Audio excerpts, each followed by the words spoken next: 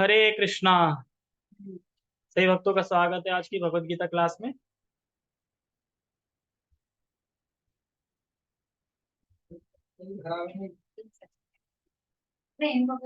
ओम अज्ञानतिमिरान्धस्य ज्ञानञ्जनशलाकया चक्षुरुन्मीलितं येन तस्मै श्रीगुरुवे नमः। श्रीचैतन्यमनोभीष्टं स्थापितं येन भूतले स्वयं रूपः कदा मह्यं ददाति स्वपदान्तिकम्।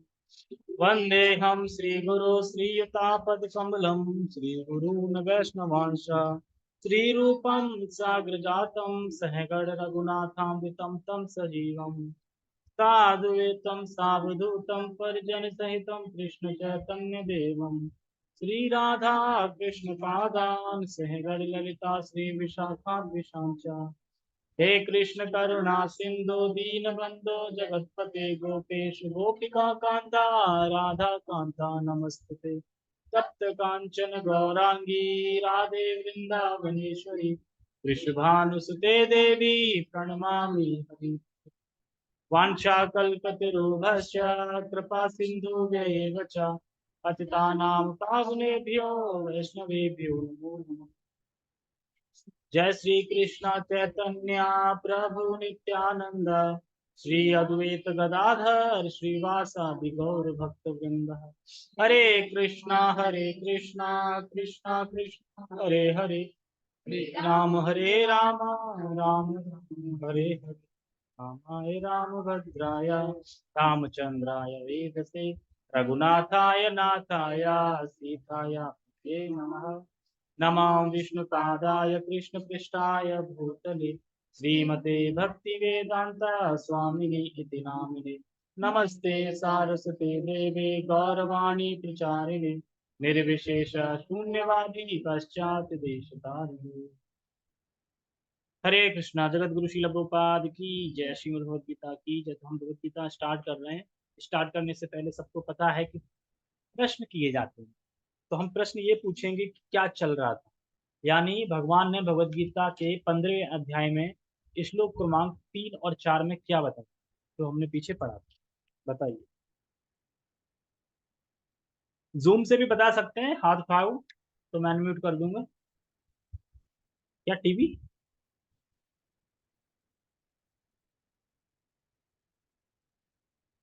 क्या किसी को नहीं पता कि 3-4 में क्या बताया था? ये ढूंढ रहे हो क्या इसको श्लोक? तो हाँ, फिर बताओ। यार इतनी मेमोरी वीक है, इतनी ज्यादा कि ये भी नहीं पता कि क्या टॉपिक। नहीं, इतना टॉपिक नहीं पता चल रहा कि क्या बात क्या चल रही थी, क्या था, उल्टा पेड़ था, क्या था। अच्छा अच्छा, उल्टा पेड़। लेकिन 3-4 में उल्टे पेड़ की और क्या खूबियां बताई जा रही हैं? इस पेड़ को, जो कुल्हाड़ी है ना, वैरा की कुल्हाड़ी, उससे काटो। काट के क्या करें? ये जो पेड़ है जिसका ना अंत दिखाई देता है, ना कोई आदि है, ना कोई उसका आधार दिखाई पड़ता है, कहाँ है क्या है, ऐसे पेड़ को आप अ, वैराग्य की कुल्हाड़ी से काटो। और काटने के बाद फिर अगला 4 में क्या? काटने के बाद अब तो समझ में आ गया क्या करना। कृष्ण में विलीन हो जाओ। तो कृष्ण की खोज करनी है। तो वृक्ष की खोज करनी है, वृक्ष जो मूल वृक्ष है उसकी खोज करनी है। उस स्थान की खोज करनी है जिस स्थान से वापस नहीं आना पड़। कैसे? भगवान की शरण ग्रहण करके। कौन से भगवान? जो आदि पुरुष। आदि पुरुष कौन है? श्री कृष्ण। उनकी शरण ग्रहण करके हमें वह स्थान खोजना है। और वो स्थान खोज लिया, अब जाएंगे कृष्ण की शरण में भी आ गया। लेकिन कौन कृष्ण की शरण में जाने के बाद क्या क्वालिटी होनी चाहिए, कि वो क्वालिटी अगर हमें होगी तो हम उस धाम में भी प्रवेश कर जाएंगे। तो आज के श्लोक में वह क्वालिटी बताई। उस इंसान, जो इंसान ने कुल्हाड़ी से काट दिया पेड़, पेड़ काटने के बाद अब वो उस स्थान को उसने ढूंढ लिया, भगवान श्री कृष्ण का आश्रय भी ले लिया। आश्रय लेके अब क्या क्वालिटी उसके अंदर होनी चाहिए जिससे कि वो उस स्थान पे पहुंच जाएगा। वो स्थान कौन सा है? भगवान का धाम। ठीक है। और इसी के नेक्स्ट श्लोक में बताएंगे कि वो धाम कैसा है। ठीक है। हाँ, अभी धाम पहुंचेंगे। ये क्वालिटी होनी चाहिए, इसमें 8 क्वालिटी 8 गुण बताए गए हैं सिर्फ एक ही श्लोक में। पीछे के श्लोक में तो बहुत सारे श्लोक थे ना, 4 4 श्लोक एक साथ थे, उनमें गुणों की चर्चा करी गई थी। लेकिन यहाँ पे भगवान बता रहे हैं मैं एक श्लोक मतलब सिर्फ 8 गुण। ये 8 गुण किसी में हो, धाम पाना। 8 में सबसे मेन है कि जो कृष्ण की शरण जिसने ले ली है और जो हरि नाम का जप कर रहा है श्रद्धा पूर्वक सही से, तो उसमें गुण अपने आप ही आ जाएंगे। करता रहेगा, फॉलो करता रहेगा तो आते हैं। जैसे कि अगर हम ग्वालियर से वृंदावन के लिए ट्रेन में बैठ गए हैं, तो सबसे बड़ी इंपॉर्टेंट चीज क्या है कि हम वृंदावन पहुंच जाए। हाँ, ट्रेन में बैठे के लिए सबसे इंपॉर्टेंट चीज क्या है कि हम वृंदावन पहुंच जाए। अरे हम बैठे रहें, सबसे इम्पोर्टेंट। अब कोई स्टेशन आगे उतर गए तो टिकट है मतलब, अरे वृंदावन का टिकट लिया है, जरूरी कि यहाँ का तुमने टिकट लिया वहीं पहुंचना। नहीं उतरना पड़ता। तो तुम यहाँ से सोच रहे हो ना। और बहुत बार देखो, जैसे भक्ति में लगे रहे। भक्ति में उदाहरण का मतलब ये है कि जरूरी नहीं है कि हमने जिसका मान तुम उतर गए क्योंकि अगर प्रलोभन आ गए, माया का कुछ दिख गया, उतर गए फिर, तो हमें सबसे में इम्पोर्टेंट चीज क्या है कि उस ट्रेन में बैठे रहें, वही सफलता है, वही योग्यता है। तो उसी तरीके से भगवान की शरण ग्रहण कर लिए, हरि नाम एक ट्रेन है। ठीक है। अब उसको बस ट्रेन में क्या बैठे बैठे जब करते रहना है। नहीं तो हम उधर जाएंगे तो फायदा क्या है, मतलब है तो वृंदावन का टिकट भी लेकर सब है, लेकिन बीच में उतर गए ना, तो कैसे पहुंचेंगे। उसी तरीके से। ठीक है। कहाँ पे थे। तो लिंक समझ में आ गया। हाँ। और पीछे के श्लोक भी दोनों समझ में आ गए होंगे, सब समझ में आ गए, सब कुछ पता था, हम बता नहीं रहे थे, सब कुछ समझ। तो बहुत अच्छा श्लोक है कि इसमें गुण, तो उन गुणों को पढ़ के हम अपने जीवन में उन गुणों को धारण कर सकते हैं। भगवान ने पिछले श्लोक में बताया था कि भगवान के आदि पुरुष के शरण में जाके, आदि पुरुष कौन है, कृष्ण है, वह स्थान खोजना चाहिए जहां से व्यक्ति वापस नहीं आता। तो प्रश्न होगा, तो प्रश्न उठेगा कि कौन व्यक्ति जाएगा वहां पे, उस स्थान में कौन व्यक्ति जाएगा। तो जो व्यक्ति जाएगा उसी का ये पता है।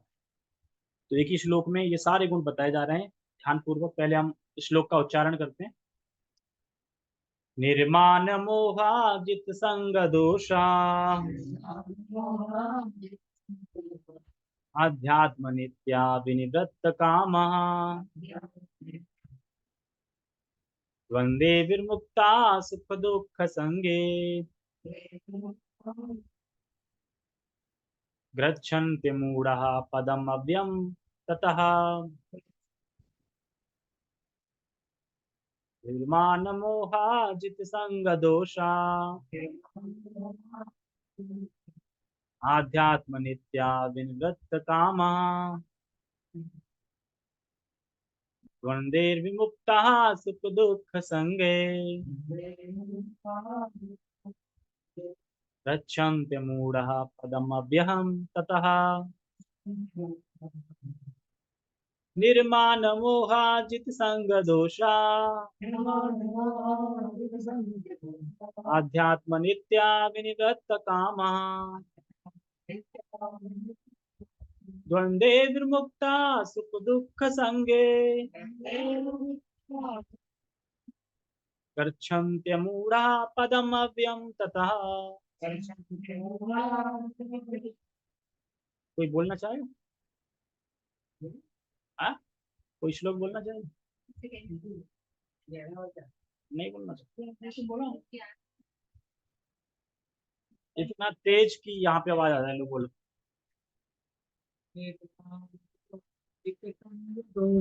निर्माण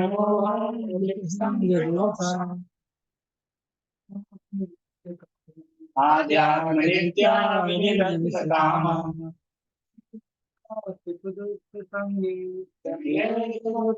सुख दुख संगे, गच्छन्ति मूढ़ा पदमव्यम। ठीक है। हरे कृष्णा, ज्यादा नहीं। याद हो गया श्लोक। एक लाइन याद होगी, निर्माण मोह चित संग दोषा। ये सब गुण है, इसलिए ज्यादा रिपीट किया इस श्लोक को। ये गुण होने चाहिए। अब जो श्लोक हार्ड होता है, खुद ही नहीं बोलना आ रहा सही, तो क्या बोलते हैं। अच्छा अच्छा। इसके लिए पहले जूम परचेज करना पड़ेगा, जिसमें 40 मिनट से ऊपर आ जाए, फिर बुलवाएंगे, पता चलेगा 40 मिनट हो गई पूरी। ठीक है। तो निर्माण मोहा, तो सबसे पहले आ जाओ निर्माण। निर्माण का मतलब क्या है? निर्माण का मतलब होता है जो इस जगत में सम्मान की अपेक्षा नहीं रखता कि मेरा कोई सम्मान करे। सम्मान होगा, पर वह इच्छा नहीं रखता कि मेरा सम्मान हो। सम्मान मिल सकता है, पर एक तरह से उसमें प्रभावित नहीं होता सम्मान में। और सम्मान के लिए कार्य भी नहीं करता, इसलिए कोई कार्य नहीं करता कि मुझे कोई सम्मान मिले। समझ गए? निर्माण का मतलब जो जगत में सम्मान की अपेक्षा नहीं रखता। हाँ। और इसलिए कार्य भी नहीं करता कि सम्मान मिले, लेकिन ऐसा भी नहीं कि सम्मान नहीं मिलेगा, मिलेगा, लेकिन उससे कोई फर्क नहीं, उसमें आसक्त नहीं होता। ठीक है। दूसरा बोल रहे हैं निर्माण के बाद क्या है? मोह। मोह, यही सबसे डेंजर है, मोह। मोह मीन्स जो असत वस्तु है, यानी जो क्षणिक क्षणिक वस्तु है, उनमें ऑब्जर्व नहीं होता। मेरा मेरा मेरा नहीं करता। पता है क्षणिक वस्तु है, पता है कि असत वस्तु है, तो उसमें क्या है कि वो ऑब्जर्व मतलब कि आसक्त नहीं होता उसमें, ज्यादा मतलब आसक्ति नहीं दिखाता, मेरा मेरा नहीं। जैसे कि ये मेरा है, वो मेरा है, ये मेरी है, वो मेरा था, वो मेरी है, मेरा रहेगा, ये मेरा है। मेरा मेरा मैं की भावना, ममत्व की भावना, मेरा मेरा मेरा, इसी में पूरा जीवन व्यतीत नहीं रहता लोगों का, मेरा है मेरा है। अब जैसे कल ही आप बता रहे थे ना कि जैसे ही हिज ग्रेस अमूल्य प्रभु जी दिखाया तो भाभी उठ के चली गई थी, मतलब जो भी है, नाम नहीं ले रहा, उठ के चली गई थी। तो वो क्या बोल गई थी? इनके पास तो बहुत पैसा है। क्यों? क्योंकि वो हमेशा पैसे के बारे में ही सोचते हो, जैसा व्यक्ति का नेचर होता है ना, वो उसे वो इंसान वही दिखाई देता। समझ गए? जो इंसान पैसे के पीछे भागता है ना, पैसा यहाँ से आ जाए, वहां से आ जाए, इसमें लगा पैसा, तो उन्हें ये दिखता है ये तो पैसे वाला है, इसके पास तो बहुत पैसा है, उसे पैसा नहीं दिखेगा ज्ञान कितना है, ज्ञान नहीं दिखेगा, सिर्फ पैसा। तो यही होता है। तो इसीलिए कह रहे हैं कि जो व्यक्ति मैं पूरी जिंदगी बिता देता है, व्यतीत कर देता है, बस तो यहाँ पे ये नहीं कहा जा रहा है कि अच्छा तो फिर यहाँ पे सब चीजें मेरी नहीं है क्या, मतलब मैं, हमें ऐसी भावना नहीं रखनी कि मेरी है, लेकिन उन वस्तुओं का हमें उपयोग करना है कृष्ण की सेवा के लिए। इस जगत में जितनी वस्तुएं दिख रही है, उन वस्तुओं को मेरे वस्तु नहीं है, वो कृष्ण की ही है, और उन वस्तुओं से मुझे कृष्ण की सेवा करनी है। जब तक ये शरीर रहेगा तब तक मेरी नहीं है, जब तक शरीर रहेगा तब तक मैं उन वस्तुओं से भगवान की सेवा कर, भावना ऐसी रखनी चाहिए हमेशा। हाँ, अमल भावना होगी तभी तो अमल कर पाएंगे, भावना नहीं होगी भगवान के काम। तो वही बता रहे हैं कि पर वस्तुओं में आसक्त नहीं है। हाँ हाँ, आपस में क्यों बात है? अब कल से मैं चिपकाऊंगा यहाँ पे बड़ा बड़ा लिख के, आपस में जो बात करेगा उसे 10 रुपए फाइन लगेगा ही लगेगा, अच्छा कुछ भी हो। आपस में कोई नहीं बोलेगा, जो बोलना है मुझसे बोलना, और बाद में क्लास हो जाए, जब मैं बोलूँ क्वेश्चन तब बोल लेना, जब क्लास खत्म हो जाए उसके बाद। लेकिन बीच में आपस में बोलेगा। अभी देखा, अपन जब अभी क्लास करने गए थे तो उसमें क्या था, जो एम्स बताया गया था, एम्स में जो स्टार्टिंग में कुछ पॉइंट बताया गया उसमें था ना, नो साइड टॉकिंग। मैं साइड टॉकिंग नहीं करूंगा क्लास, ऐसा करके, ठीक है?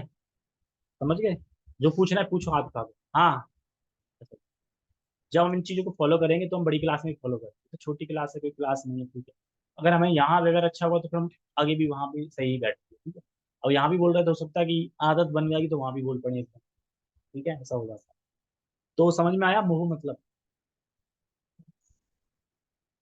मैं नहीं करता, मेरी मेरी मेरी नहीं करता, लेकिन उन वस्तुओं को जब तक ये शरीर दिया भगवान ने तब तक भगवान की सेवा में उपयोग कर रहा है, पर उन वस्तुओं में आसक्त नहीं हो। जैसे कि मान लो कि मेरी वस्तु है, अब लैपटॉप है, अब ये मेरी नहीं है, लेकिन जब तक है मैं भगवान की सेवा के लिए यूज कर रहा हूँ इसको, लेकिन इसमें आसक्त नहीं हो रहा हूँ लैपटॉप में, कि आसक्त हो रहा हूँ लैपटॉप में, हाई में, ऐसे करके आसक्त नहीं होना। जब तक है भगवान की सेवा में लगनी चाहिए चीज। ये माइक सेवा में लग रहा है ना, मान लो कि मुझसे प्रभु जी ने माइक मांग लिया, ये तुम्हारे मेरा माइक चला गया है, अब होगी ना दिक्कत, माइक चला गया मेरा तो हमें ये देखना कि ये माइक भगवान की सेवा के लिए तो है ना, चाहे यहाँ सेवा में लगे चाहे वहां सेवा में लगे, बात तो एक ही है ना, है कि नहीं? एक ही, अलग अलग है, एक ही है। सेवा वहां भी प्रभु जी बोल रहे हैं, यहाँ भी मैं बोल रहा हूँ, तो भगवान के बारे में तो बोल रहे हैं ना, कुछ बॉलीवुड की गाने तो नहीं रिकॉर्ड करे जा रहे हैं। तो ये चीज समझनी कि जो भी वस्तु है भगवान की सेवा में लगनी चाहिए, और हमें उसमें आसक्त नहीं होना चाहिए। आसक्त होंगे तो फिर मेरा का भाव फिर आ जाएगा। ठीक है, आगे फिर क्या बोल रहे हैं, दूसरा है क्या गुण, चित्त संग दोषा। चित्त संग दोषा का मतलब होता है संसार, पत्नी, बच्चे, रिश्तेदार, फैमिली, इनमें आसक्त हो। तो इनमें आसक्त नहीं होना है, इन चीजों से मुक्त रहना। क्योंकि यहाँ पे गुणों की बात हो रही है, तो पहले उनको गलत बताएंगे तभी समझ में आएगा कि उसका प्रयोग क्या करना है। मतलब इन सब चीजों में इंसान आसक्त रहता है, व्यक्ति उसमें आसक्त नहीं हो, उसको बोलते हैं जित संग दोषा। जित संग दोषा मतलब पत्नी, बच्चे, इनकी आसक्ति से मुक्त हो। कैसे आसक्ति से मुक्त हैं, लेकिन ऊपर वाले लाइन फिर जोड़ दो भाई, मेरा मेरे वाले। लेकिन जब तक शरीर है तब तक क्या करना है, उनकी केयर करनी है और भगवान की सेवा में लगाना, लेकिन आसक्त नहीं होना। समझ में आ गया? जैसे ऊपर वाले में वैसे ही इसको भी अप्लाई कर दो उसी तरीके से। फिर है अध्यात्म नित्या। आध्यात्म नित्या, इसमें क्या कह रहे हैं, अध्यात्म नित्या। आध्यात्म नित्या बता रहे हैं वह नित्य हमेशा आत्मा तथा परमात्मा पर विचार करता है। ऐसा नहीं कि वो जानता नहीं है मैं कौन हूं, मैं जानता है मैं कौन हूं, लेकिन हमेशा विचार विमर्श करता रहता है। वो मैं बताऊंगा कंप्लीटली कि कैसे विचार विमर्श करता है। जैसे कि शरीर का कोई भाग हमें या वस्तु संतुष्ट नहीं कर सकता, वो विचार कर रहा है मुझे इस शरीर का कोई चीज संतुष्ट नहीं कर सकती, इस भौतिक जगत की भी कोई चीज संतुष्ट नहीं कर सकती। मुझे संतुष्ट कर सकती है तो सिर्फ केवल भगवान का नाम कर सकता है। वो ये विचार कर रहा है, विमर्शन कर रहा है। तो फिर क्या करना चाहिए, हाँ तो मुझे भगवान की भक्ति करनी चाहिए। सोचते हैं ना बैठे बैठे क्या करना चाहिए, तो वो विचार विमर्श करना चाहिए कि मुझे भक्ति ही करनी है, उसी से मैं संतुष्ट, उसी से मैं खुशी हो सकता हूँ। बाकी ये जो भौतिक मटेरियल जो पदार्थ है इनसे मैं सुखी नहीं रह सकता। क्योंकि मैं देख रहा हूँ कि अन्य लोग भी सुखी नहीं हुए। जिनके पास बहुत पैसा है वो भी रो रहे हैं, जिनके पास नहीं है वो भी रो रहे हैं, सब रो ही रहे हैं, सब परेशान नहीं है। जहां तक जो अमीर है वो ज्यादा ही परेशान। क्यों, उनके लड़के बिगड़ जाते हैं, लड़कों से परेशान है, लड़का सही नहीं है, तो है ना दिक्कत। वही है, हमें लगता है कि ज्यादा लक्ष्मी होने से सब सही रहेगा, लक्ष्मी होने से ना हमारी बिहेवियर बिगड़ जाता है, और जो मन में आए वो खाते हैं पीते हैं। अरे तो भक्ति की बात नहीं हो रही, जो भक्ति में नहीं है उनकी बात हो रही है। मान लो शुरू से ही पैसा होता है तुम्हारे, तुम भक्ति करते, क्या जरूरत क्या पड़ी थी भक्ति करनी, बताओ। पैसा हो अपार, और जब भक्ति में तुम नहीं आए हो, पैसा था तो तुम करोगे भक्ति। खाएंगे पिएंगे अच्छे सोएंगे सोफा पे, क्यों क्यों करूं भक्ति, क्यों कष्ट दूं कि सुबह जगूं। हाँ भक्ति में आ गए, ठीक है, या मान लो हमारे पुनर्कर्म ऐसे थे कि हम भक्ति अधूरी छोड़ दी थी, फिर जन्म दे दिया, तो तुम हो सकता है कि मूवमेंट में भक्ति करने लगे, ठीक है, इस तरीके से। या फिर भक्ति के बाद पैसा आ गए तो फिर कोई दिक्कत नहीं थी, तो भगवान की सेवा में लगता रहता है, कोई दिक्कत नहीं होती उससे। ठीक है, आगे क्या है, आगे का है विनिवृत्त कामा। विनिवृत्त कामा का मतलब बता रहे हैं यहाँ पे, आवृत का मतलब होता है ढक जाना, और निवृत्त का मतलब होता है मुक्त हो जाना। तो यहाँ पे क्या है, विनिवृत्त विनिवृत्त कामा। तो विनिवृत्त का कामा का मतलब बता रहे हैं यहाँ पे, बहुत अच्छे से मुक्त हो जाना। एक होता है ढक जाना, एक होता है मुक्त हो जाना, लेकिन विनिवृत्त मतलब बहुत अच्छे से मुक्त हो जाना। ठीक है, बहुत अच्छे से मुक्त हो जाना, किससे, काम से।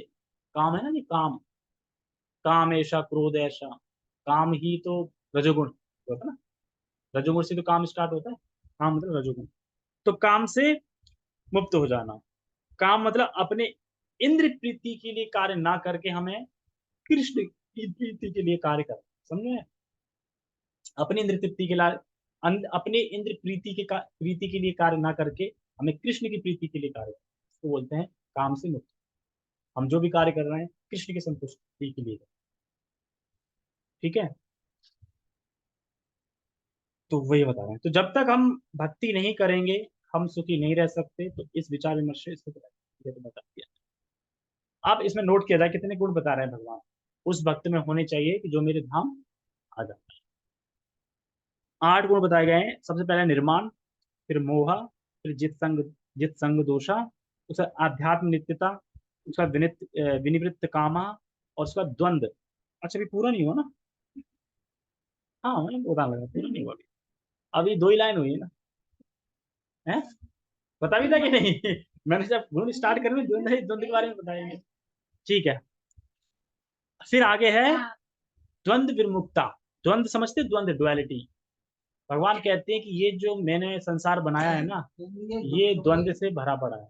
डुअलिटी है हर चीज, सुख तो दुख, लाभ तो हानि, और गर्मी तो सर्दी, है ना, धन तो गरीबी, अमीरी तो गरीबी, हर चीज में द्वंद नहीं दिख रहा है। तो ये डुअलिटी से भरा हुआ संसार। और वो जो आध्यात्म जो संसार है भगवान ने जो बनाया है, वो उसमें डुअलिटी नहीं है, उसमें एक ही है, कृष्ण की सेवा, कृष्ण की संतुष्टि, बस, और कुछ नहीं। तो कह रहे हैं द्वंद विमुक्ता, मतलब द्वंद, द्वंद मतलब होते गर्मी सर्दी, गर्मी सर्दी, लाभ हानि, मान अपमान, इससे प्रभावित नहीं होता, वह भक्ति में दृढ़ रहता है, इससे प्रभावित नहीं। फिर क्या है, सुख दुख संग, सुख दुख ससंग है, सुख दुख संग है, मतलब इन द्वंद्वों से सुख दुख उत्पन्न होता है। ध्यान रखना, दुख और सुख उत्पन्न कहां से होता है? द्वंद से। अच्छा लगा सुख, बुरा लगा दुख, तो अच्छा बुरा क्या है? द्वंद। सुख दुख ये भी द्वंद है। तो जो भी हमें लगना होता है, फील होता है, वो सब यहीं से प्रकट होता है। तो द्वंद से सुख दुख उत्पन्न होता है। तो सुख और दुख में प्रभावित हुए बिना व्यक्ति भगवान की भक्ति। और लास्ट क्या है? लाभ है ग्रच्छन, ग्रच्छन्त्य मूढ़ा। मूढ़ा मतलब, गच्छन्त्य मतलब होता है जाता है, तो इसमें सिर्फ मूढ़ा अकेला है जो गुण है। अमूढ़ा, सॉरी, या के बाद उटंडा लगा ना, अमूढ़ा। मूढ़ा किसे कहते हैं? यहाँ पे डंडा नहीं लगा, इसको अमूढ़ा पढ़ेंगे। ये देख लेते हैं, देखिए, रुको नीचे देखता हूँ क्या पढ़ेंगे। अमूढ़ा देख रहे हैं, गच्छन्त्य प्राप्त करते हैं, अमूढ़ा, देखा है? हाँ, ये संस्कृत कभी तो हार्ड है ना पढ़ना, इसको अमूढ़ा है, लेकिन हम मूढ़ा पढ़ते हैं, अमूढ़ा लग जाए। तो मूढ़ मतलब मूर्ख व्यक्ति, अमूढ़ मतलब जो मूर्ख नहीं है। कहने का तात्पर्य है मूर्ख नहीं है, मतलब कि मूर्ख नहीं है, जो बुद्धिमान है, जो जानता है कि भगवान को प्राप्त करने के लिए क्या विधि, कैसे मैं संसार फंसा हूं, मैं क्या करके निकल जाऊंगा। बुद्धिमान है, अच्छी तरह से जानता है कि कैसे निकलना है इससे, कैसे भगवान की भक्ति करनी है, क्या क्या विधि है, सब चीजों को जानता है, उसको बोल रहे हैं बुद्धिमान। तो कह रहे हैं अमूढ़ा, तो मूर्ख नहीं होना चाहिए, मतलब मूर्ख नहीं है वो। अब मूर्ख होगा तो कैसे प्राप्त कर पाएगा? तो कह रहे हैं, फिर कह रहे हैं पद अव्यम तथा, तो यानी ऐसा व्यक्ति भगवान के धाम जाता है। ठीक है, तो जब तक भक्ति नहीं करेंगे हम सुखी नहीं हो सकते। अब 8 गुण, 8 गुण अब गिनो। निर्माण, मोहा, जित संग दोषा, आध्यात्म नित्या, विमृत काम, द्वंद विमुक्ता, और सुख दुख संगय, और मूढ़ा। कितने होगा? 8 होगा ना? द्वंद मुक्त एक, हाँ, सुख दुख संगय एक ही है, हम मूढ़ा। तो अगर ये गुण है तो हम जा सकते हैं। कहाँ जा सकते हैं? जेल में है नहीं, भगवान की धाम जेल तो ये है। ओके, मुझे लग नहीं रहा कि आज पूरा हो पाएगा ये, 2 दिन में करेंगे इसको, ठीक है? पार्ट 1 पार्ट 2 नहीं हो पाएगा ना, क्योंकि अभी 8:25 हो। टेक्स्ट, जो झूठी प्रतिष्ठा, झूठी प्रतिष्ठा समझते हैं ना? कोई मतलब कि कुछ किया नहीं है, अपने आप में कुछ ऐसा मतलब कर दिया कि लोग वाह वाह करें, उसकी झूठी प्रतिष्ठा। ठीक है, और क्या करें? मोह तथा कुसंगति से मुक्त। मोह, मोह पता है ना, ये मेरा घर है, ये मेरी बीवी है, ये मेरे बच्चे हैं, ये संसार मेरा है, सब कुछ मेरा है। लोग नहीं कर रहे हैं संसार मेरा है। इस भीड़ में देखो, अब मान लो कि अपना भारत जितने भी स्क्वायर फीट में मतलब बसा हुआ है, जितने भी जमीन पे, वो धरती सब लोग नहीं सोच रहे ये मेरी है, ये मेरी है, ये मेरी है, मेरी है किसी की? वो वहीं के वहीं है। बस हम आके घर बना लिया, हमें कागज पे लिख दी तो हमारी होगी, लेकिन वो तो वहीं के वहीं है। इसलिए धरती माता हंसती हैं। कितने राजा बोलते थे ये मेरी है, ये मेरी है, और राजा दोनों निबट गए, और मैं वहीं के वहीं हूँ। उसी तरीके से हम सब निबट जाएंगे, ये यहीं कहीं रहेगी, धरती यहीं कहीं रहेगी, धरती किसी की नहीं है, लेकिन हम सोचते हैं हमारी धरती है। समुद्र किसका है? लेकिन अब सरकार क्या सोच रही, ये हमारा समुद्र है, चाइना वाला करे ये हमारा समुद्र है, यहाँ से 1000 किलो वर्ग फुट हमारा है, ये हमारा ओशियन, मतलब नाम लिख देते हैं हमारा, हमारा किसका है? बूंद किसने पानी भरा? भगवान का है सब, और वैसे वैसे ही रहेगा समुद्र। और एक दूसरे लड़ रहे हैं, हमारा हमारा हमारा। इसी में प्रभुपाद जी तात्पर्य में बहुत इसके लिए बोलेंगे अभी। ठीक है, तो इसीलिए कह रहे हैं मोह माने संसार मेरा है ये। और कुसंगति से मुक्ति, कुसंगति समझते हैं, जो भगवान के भक्त नहीं है उनकी संगति, तो उससे मुक्त होना मतलब भगवान के भक्तों का संग करना। और क्या कह रहे हैं, जिन्होंने अभक्तों से, कुसंगति मतलब अभक्तों का संग, तो कुसंगति से मुक्त होना मतलब कुसंगति जो नहीं करता यानी भक्तों का संग करता। ठीक है, हम आगे कहा है। ठीक है, जो शाश्वत तत्व को समझते हैं, शाश्वत तत्व क्या था, अरे मूल वृक्ष, ऑरिजिनल वृक्ष को जानते हैं, जो हाँ वही है, वही जाना है, शाश्वत तत्व को समझते हैं। जिन्होंने भौतिक काम को नष्ट कर दिया है, यहाँ पे देखो काम लगे ही रहते हैं इस वृक्ष में नीचे, ये जड़ कभी वो जड़, दुनिया भर की जड़। तो कह रहे हैं कि भौतिक काम को नष्ट करना, तो यानी ऊपर जो बताया था ना लव और ब्यूटी, ऊपर लव ब्यूटी है, उसको उसने अब पा लिया है, और यहाँ की जो लस्ट और जो वो थी उसको छोड़ दिया है। तो कह रहे हैं भौतिक कामों से, भौतिक कामों को नष्ट कर दिया, मतलब यहाँ के कामों को नष्ट कर दिया। और क्या कह रहे हैं, जो सुख दुख में द्वंद से मुक्त है, सुख दुख तथा सुख तथा दुख के द्वंद से मुक्त है। यानी यहाँ का जो पेड़ है उसमें क्या है, कभी सुख के फल आते हैं, कभी दुख के फल आते हैं, है ना।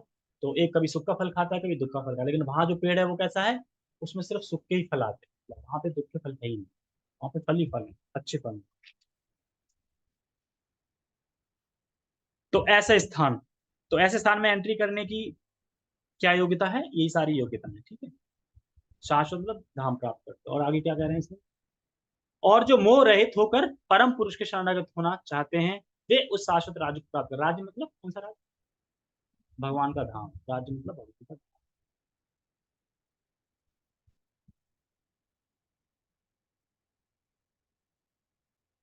ठीक है, एक बार फिर देखिए, आज मैं इस श्लोक को दिमाग में घुसेड़ दूंगा। निर्माण मोह यानी निर्माण अर्थात वे सत्कार जनित गर्व से शून्य होते। निर्माण मतलब वे सत्कार मतलब कोई उनका सम्मान करे, सत्कार करे, इससे क्या शून्य हो। जैसे दुनिया में लोग जो भी कार्य कर रहे हैं किस लिए कर रहे हैं, मेरा सम्मान, मेहनत कर रहे हैं ऑफिस में तो क्यों कर रहे हैं, कि बॉस कभी मुझे पीठ थपथपा दे पाप, इसलिए तो मेहनत कर रहे हैं ना। जब भी हमें कोई कुछ काम मिलता है हम बड़ा मेहनत कर करते हैं, तो पीछे हमारी क्या लालसा होती है कि हाँ प्रभु जी एक बार तो बोल दें कि हाँ बहुत अच्छा, होती है ना हर चीज में। ये तो स्पिरिचुअल बता रहा हूँ, भौतिक मटेरियल में लोग लगे रहते हैं मेहनत करने में, क्यों, सम्मान पाने के लिए दिन रात लगे रहते हैं। तो उस सम्मान भक्त को, भक्त इससे मुक्त रहते हैं, इसलिए भक्त इसके लिए प्रयास नहीं करते। जैसे ध्यान रखें, जो व्यक्ति इस जगत में महान बनना चाहता है या महान बनने का प्रयास कर रहा है, वो भगवान के धाम को कभी प्राप्त नहीं कर सकता, क्योंकि वो यही महान बनना चाह रहा है ना, तो धाम कैसे प्राप्त करेगा। यहाँ पे महानता बनने का जब वो शून्य में आ जाएगा कि कोई उसका इच्छा नहीं है, उसके बाद वह धाम को सुने। फिर है निर्मोहा, तो निर्माण हो गया मोहा, मोहा मतलब अर्थात मिथ्या अविनेश से रहित, मिथ्या अविनेश मतलब मैं हूँ, मेरा परिवार है, मेरी फैमिली है, मैं का जो है ना मिथ्या मतलब झूठा, मैं शरीर हूँ, शरीर से संबंधित वस्तु मेरी हैं, उसी से हमेशा बने रहें, उसी में हमेशा बने रहें। तो ये है मोहा। तो हमारा शरीर एक तरीके से किराए का मकान है। क्या हम किराए नहीं देखते हैं, हम किराए का मकान भी ले लें, अगर किराए का मकान में मिल जाए तो हम उसको अपना नहीं मानने लगते हैं, अरे ये यहाँ कैसे रख दिया, यहाँ एक उसको भी ऐसा भी ये मेरा ही है, खाली करना। उसी तरीके से आता कि हमारा शरीर भी किराए का कम। जैसे कह रहे थे कि मैंने एक लेक्चर में सुना था कि बूढ़ा व्यक्ति किसको कहते हैं, बूढ़ा व्यक्ति किसको कहते हैं, बूढ़ा, बूढ़ा मतलब ओल्ड व्यक्ति किसको कहते हैं, बूढ़ा व्यक्ति इसको कहते हैं जिसकी मतलब मरने पे आ जाए जो, सही काम क्या कर रहा है। हाँ, तो बूढ़ा कौन है, सब बूढ़े हैं। कैसे, अरे जो मरने के निकट आ गया उसको बूढ़ा बोलते हैं ना, तो कौन नहीं है मरने के निकट, निकट ही है, क्या पता कल कौन चला जाए, तो बूढ़ा ही माना जाएगा ना वैसा। तो यंग कोई नहीं है, सब बूढ़े ही हैं, क्यों, क्योंकि बूढ़ा उसी को बोलते हैं जो मरने पे निकट आ गया। तो हम सब मरने के निकट ही थे, क्योंकि कभी भी मर सकते हैं, सबको बूढ़ा ही नहीं, एक तरह से बूढ़ा ही माना जाए। तो ये यहाँ पे बता रहे हैं कि जैसे एक इसमें कथा बताते हैं, शरीर तो किराए का मकान नहीं है। एक व्यक्ति कहता है कि भगवान हमसे कब प्रसन्न होंगे, एक शिष्य अपने गुरु से पूछता है, गुरु ये थे या फिर कोई भी एक व्यक्ति था, हाँ शिष्य पूछता गुरु से, भगवान हमसे कैसे प्रसन्न होंगे, क्या करें? तो कह ठीक है ऐसा करो, आगे तुमने देखा शमशान, मुर्दों का घर शमशान, हाँ वहां जाओ, खूब गाली दे के आओ, खूब गाली गलौज करो, ऐसी ऐसी गाली देना कि वो ऐसा करना पड़ेगा, हाँ करना पड़ेगा। आया शमशान में और दे दनादन गाली, ऐसी ऐसी गाली दी, कोई गाली बची नहीं होगी, सारी गाली दे दी। वापिस आया तो कह रहा खूब गाली दे दी, अच्छा कोई बोला? कोई बोला नहीं, पर किसी ने कोई जवाब ही नहीं दिया। अच्छा ठीक है दोबारा जाओ, अब प्रशंसा करो, है प्रशंसा करूं, अभी गाली दे बारे में प्रशंसा, हाँ जाओ, एक एक मुर्दा पिता बोल रहा है, प्रशंसा कर रहा है, तुम्हारे तो ये गुण है, तुम्हें तो ये क्वालिटी है, पता नहीं फिर भी गाली बात। उसके बाद सबके गुणगान करने का आया, कोई बोला नहीं, कोई नहीं बोला, तो अब समझ गए तुम, जब गाली दी यानी दुख, मतलब कोई तुम्हें गाली दे यानी असम्मान, कोई तुम्हारी बड़ाई करे यानी सम्मान, इन दोनों में चुप रहना यानी समान रहना यानी तब भगवान प्रसन्न होंगे। समझना भी, कोई बोला नहीं ना, कोई जवाब नहीं आया। क्या? ये एग्जाम्पल है। ठीक है, कुछ तुम लोग आगे कैसे बोल रहे हो? कुछ तो होना चाहिए बोलने के लिए तो। अच्छा नहीं नहीं पता है, ठीक है। आगे क्या है? चित संग दोषा। चित संग दोषा मतलब अर्थात वह पत्नी व अन्यों के प्रति स्नेह आदि से मुक्त रहता है। स्नेह, स्नेह नहीं होता है, जैसे किसी का देश से स्नेह होता है, किसी का पत्नी से स्नेह होता है, किसी का राष्ट्र से स्नेह होता है, किसी का सामाजिक स्नेह, किसी राजनीतिक स्नेह होता है, इसी सब प्रकार के स्नेह होते हैं। तो ये कह रहा है बाहरी रूप से वह उत्तरदायित्व करेगा, मतलब उत्तरदायित्व लेगा करेगा, लेकिन आंतरिक रूप से वह स्नेह नहीं करता, समझे? आंतरिक रूप से स्नेह नहीं कर रहा है, स्नेह तो सिर्फ कृष्ण से करता है, बाकी बाहरी रूप से अपना सब एकदम बढ़िया से चल रहा है, सब कुछ इस तरीके से।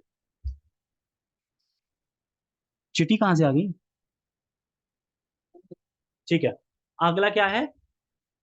आध्यात्म नित्या। आध्यात्म नित्या का मतलब है अर्थात नित्य ही अपनी आत्मा और परमात्मा पर विमर्शन करते हैं और भौतिक इच्छाओं से मुक्त रहते हैं। मैंने विमर्शन का बताया था, सोचता रहता है, यानी इंद्रियां इच्छा, मान लो कि हृदय में इच्छा आ रही है, काश में प्रसिद्ध बन जाता, काश में महान बन जाता, काश बहुत पैसा कमा लेता, काश बहुत सारी स्त्री इकट्ठी कर लेता, ये कर लेता वो कर लेता।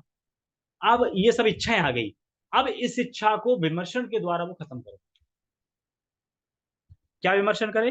तो इसको विमर्शन द्वारा काटना है कि नहीं मैं तो आत्मा हूं, मुझे तो भगवान की सेवा करनी चाहिए, ये विमर्शन करो। इच्छा तो आएगी आएगी, विमर्शन द्वारा इच्छा को काट देना, इसको बोलते हैं आध्यात्म नित्य। फिर कह रहा है द्वंद्व विमुक्ता, अर्थात गर्मी सर्दी आदि द्वंद्वों को वो सहते हैं, जो सुख दुख आदि के कारण स्वरूप होते हैं उनको वो सहता है, यानी दोनों स्थिति में भक्ति करता है, गर्मी हो तो भी भक्ति करता है, सर्दी हो तो भी भक्ति करता है, और सुख दुख में और ये जो द्वंद्व है ये सुख दुख के कारण है, ये जानता है। अगला है सुख दुख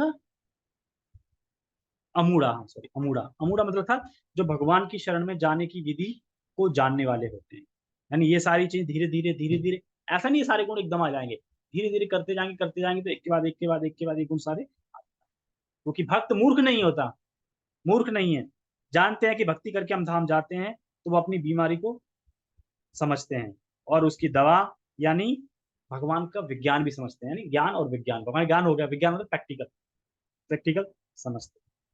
तो फिर इस तरीके से आसानी से धाम चलते, क्यों नहीं करते रहना भक्ति। गुण यही है कि कृष्ण के समर्पण रहो, बस कृष्ण ही एकला प्रभु कृष्णा और सब भक्त ये समझ के रखो, और भगवान के हरि नाम में ज्यादा हरि नाम करो, ठीक है? ओके, हरे कृष्णा, बाकी का हम पार्ट 2 कल करेंगे, प्रभुपाद जी का तात्पर्य पत्र पढ़, ठीक है? हरे कृष्णा। अभी मैं थोड़ा, कल से कि आज से स्टार्ट हो रही है वो? चतुर्मास तो खत्म हो रहे हैं वो, पुरुषोत्तम मास कल से। तो उसमें यही है कि हम वैसे तो कुछ एक्स्ट्रा नहीं कर सकते कोई, क्योंकि सब कर ही रहे हैं, और एक्स्ट्रा और क्या बढ़ा सकते, लेकिन एक्स्ट्रा हम यही है कि माला चैंटिंग बढ़ा सकते हैं बस, और कुछ नहीं।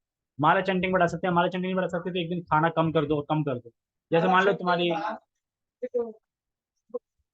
हाँ एक महीने, सिर्फ एक महीने बढ़ा, तो संकल्प लोगे तो करनी पड़ेगी कुछ एक्स्ट्रा। और मान लो कि एक माला दो माला करने के लिए 15 मिनट लगती है, 15 मिनट टाइम समय नहीं है, तो एक एक समय का खाना त्याग के उस समय में 15 माला कर, मतलब 2 माला कर, तो उससे क्या 2 काम हो जाएंगे, खाना भी एक टाइम खा रहे हो, 2 माला भी पड़ गई। क्योंकि खाना खाने में 15 मिनट लग जाते हैं ना, बैठ के पूरे सही से खाओगे तो 10-12 मिनट तो लग ही जाते हैं। तो वो माला में आ जाएगा। और खाना छोड़ रहे हो, क्योंकि एक टाइम खाना खाना भी पूरे महीने, ये भी तब।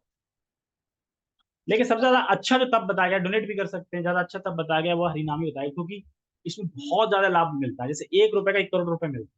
अब कौन डोनेट नहीं करना चाहेगा, लेकिन फिर भी हम 1 रुपया डोनेट नहीं करें, पता है फिर भी नहीं करें, क्योंकि श्रद्धा नहीं है। करना चाहिए, बोल रहे हैं ना भगवान एक, तो 1 रुपया आज आज डाल देंगे नित्य सेवा में। 1 रुपए पुरुषोत्तम मास। और बाकी भगवत गीता के 15 अध्याय। हाँ, दीपदान भी कर सकते, दीपदान फिर क्या है कि कर पाओ तो करो, कर सकते। लेकिन लेकिन कार्तिक में दीपदान का एक अलग ही मजा है, उसमें फिर पूरा अष्टकम गाते हैं। अब पुरुषोत्तम अष्टकम याद भी नहीं होगा क्या है। और बाकी वैसे रख सकते हैं घी का दीपक डेली एक अलग अलग, डेली एक मतलब 30 दीपक ले आओ और डेली एक घी का रख दो कल। मैं कोशिश करूंगा रखने की। और बाकी माला बढ़ा सकते हैं, या कुछ छोड़ सकते हैं, या फिर